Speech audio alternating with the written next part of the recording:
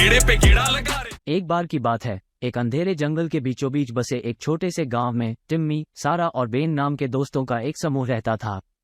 वे रोमांच की तलाश के अपने प्यार के लिए जाने जाते थे, खासकर जब जंगल के रहस्यों की खोज की बात आती है। एक चांदनी रात में जब गांव में घनी धुंध छाई हुई थी, तीनों दोस्त एक प्राचीन ओक के पेड़ के पास अपने गुप्त मिलन स्थल पर एकत्रित हुए। बहादुर और जिज्ञासु टिम्मी ने एक नया रोमांच प्रस्तावित किया। मैंने जंगल के भीतर एक प्रेतवादित हवेली के बारे में एक कहानी सुनी है, वो फुसफुसाया। किंवदंती कहती है कि यह भूतों और आत्माओं से भरा हुआ है। रील चिलिंग एडवेंचर के लिए कौन तैयार है? सारा और बेन ने घबराई हुई निगाहों का आदान प्रदान किया, लेकिन अज्ञात के आकर्षण का विरोध करने में असमर्थ टिम्मी के साथ शामिल होने के लिए सहमत हुए। हाथ में फ्लैशलाइट लेकर वे एक मुड़ रास्ते का अनुसरण करते हुए जंगल में गए, जो प्रत्येक कदम के साथ गहरा होता जा रहा था। जैसे ही वे परित्यक्त हवेली के पास पहुंचे, उनके दिल धड़क उठे। इसकी खिड़कियां फटी हुई थीं और मकड़ी के जाले से ढकी हुई थीं, और एक बार की भव्य संरचना अब एक ढहती हुई खोल थी। लेकिन टिम्मी, कभी साहसी, ने एक मंद रोशनी वाले दालान का खुलासा करते हुए चरमराते हुए सामने के दरवाजे को खोल दिया। दोस्तों ने सावधानी से अंदर कदम रखा, उनकी आंखें छाया से छाया की ओर दौड़ रही थीं। हॉल में अजीब सी फुसफुसाहटें गूंज रही थी, जिससे उनकी रीढ़ में सिहरन दौड़ रही थी। अचानक हवा के झोंके ने दरवाजा बंद कर दिया, जिससे वे अंदर फंस गए। उन्होंने कमरे के बाद कमरे की खोजबीन की, हर एक भयानक चित्रों और धूल भरे फर्नीचर से भरा हुआ था।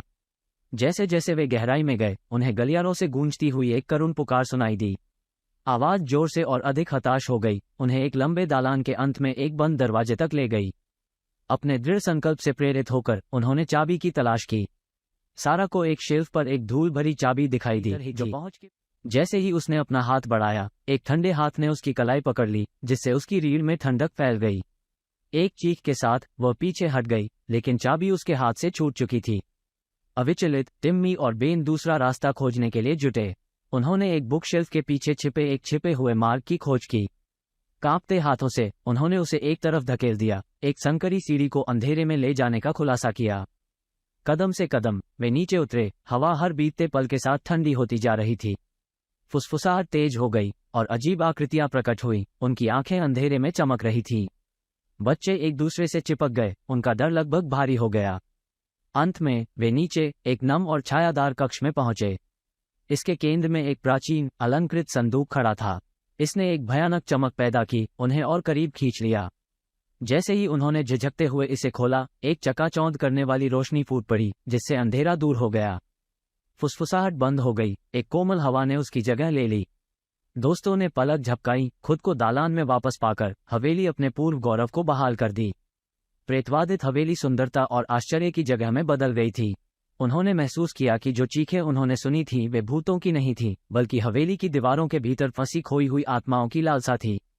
उन्हें उनके कारावास से मुक्त करके दोस्तों ने अभिशाप को तोड़ दिया था, जिससे आत्माओं को शांति मिल सके। टिम्मी, सारा और बेन अपने गांव लौट आए, उनके दिल उनके द्वारा साझा किए गए असाधारण साहसिक कार्य के लिए कृतज्ञता से भरे हुए थे। वे समझ गए कि सभी चीजें वैसी नहीं होती जैसी वे दिखती हैं, और कभी कभी सबसे बड़ी भयावहता सबसे उल्लेखनीय रहस्य छिपाती है। उस दिन के बाद से उन्होंने कभी भी प्रेतवादित हवेली के बारे में बात नहीं की, हमेशा के लिए अपने दिल में सीखी हुई यादों और सीखों को संजोए हुए थे। और जब भी उन्होंने जंगल की गहराइयों में देखा, तो वे मदद नहीं कर सके, लेकिन आश्चर्य हुआ कि पेड़ों से परे और कौन से रहस्य उनका इंतजार कर रहे हैं।